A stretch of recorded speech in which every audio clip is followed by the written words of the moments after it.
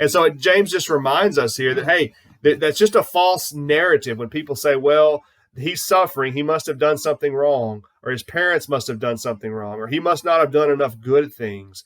The opposite is often true in biblical terms, right? If we're not suffering, maybe we're not doing enough good, right? If we're having an easy path and we're not persevering in the midst of trials and tribulations, then maybe we've settled into a comfortable environment. And that would be sinful in itself if we're not doing what God has called us to do. And so when James says, look at the prophets, what he's saying is look at these guys who did it all right, yet were persecuted and suffered greatly. And just remember that their suffering had a purpose. Their suffering was because they were doing things right. We must never think that obedience automatically produces pleasure and ease and comfort. In fact, Jesus was obedient and it led him to a cross, and we're thankful that it did. And so God cares for us when we're suffering. That's the message, the narrative of the entire Bible.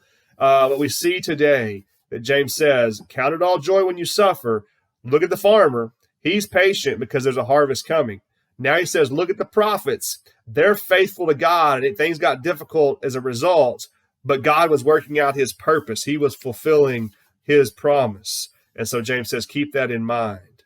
Suffering doesn't always mean that you've done something wrong and it's punishment. Suffering a lot of times means you're doing things right.